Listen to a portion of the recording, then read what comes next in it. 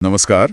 आज हम पीटर असल की audio book start where you are, learn to work with what you have से मिले कुछ विचारों पर गहराई से बात करेंगे। नमस्ते। हाँ, ये किताब काफी दिलचस्प है। बिल्कुल।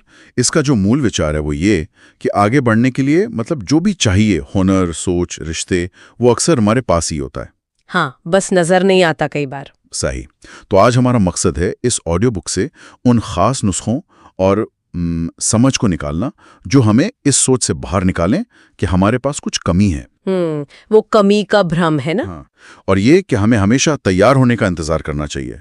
तो चलिए इस सोच की परतें खोलते हैं। तो पहला बड़ा आइडिया है कमी का भ्रम, इल्यूजन ऑफ लैक।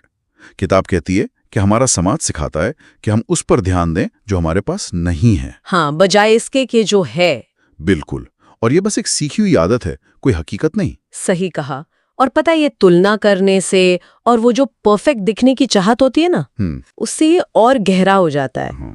हम दूसरों की बस बाहरी कामयाबी देखते हैं और लगता है हम पीछे हैं। हाँ, ये तो होता है। पर किताब कहती है कि प्रचुरता मतलब अबंडेंस वो कोई बाहरी चीज नहीं है, वो तो एक अंदरूनी नजरिया है। अच्छा। हाँ, ये बस ध्यान देने से शुरू होता है कि हमारे पास क्या क्या है और उसे अहमियत देने से। तो क्या यही कमी का भ्रम है जो हमें वो तैयारी के मिथक में फंसा देता है, मतलब मिथ ऑफ रेडीनेस? क्योंकि लगता है कि अभी काफी नहीं है, तो शायद हम हमेशा और तैयारी के इंतजार करते रहते हैं। बिल्कुल बिल्कुल, सीधा कनेक्शन है।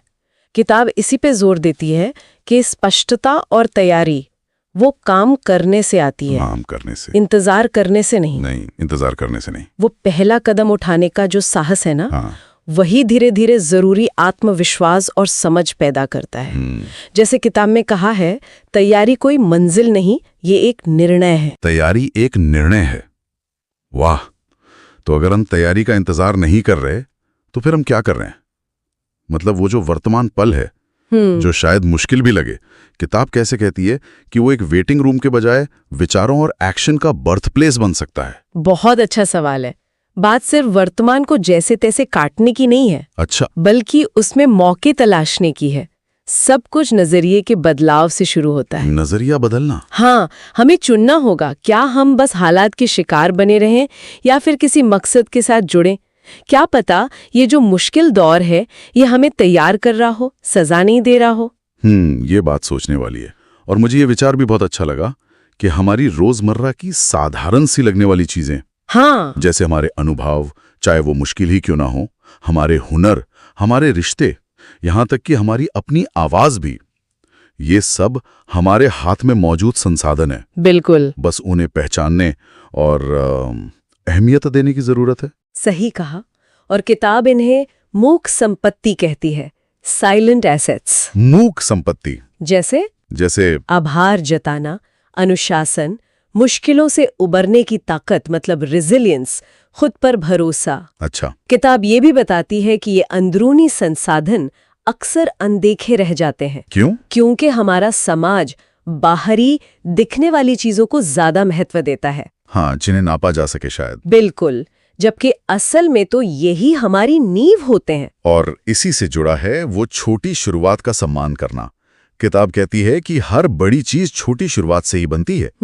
पर हम अक्सर किसी बड़े धमाके का या एकदम सही मौके का इंतजार करते रह जाते हैं। निश्चित रूप से। और वो जो छोटे लगातार कदम होते हैं ना, हाँ, वो कंपाउंड इंटरेस्ट की तरह काम करते हैं। यहाँ धैर्य और लगातार देखभाल बहुत जरूरी है, खासकर जब नतीजे तुरंत न दिखें। बिल्कुल। यही निरंतरता है जो आखिर में रफ्तार और आत्मविश्वास लाती है। तो इन सब बातों से जो मुख्य सबक समझ आता है वो शायद यह है कि शुरुआत करने के लिए हमें किसी बाहरी इजाजत या सही समय का इंतजार नहीं करना है। जो हमारे पास अभी है, इसी पल में उसे पहचानें, उसका सम्मान करें और उसके साथ काम करना शुरू कर दें। बिल्कुल सही।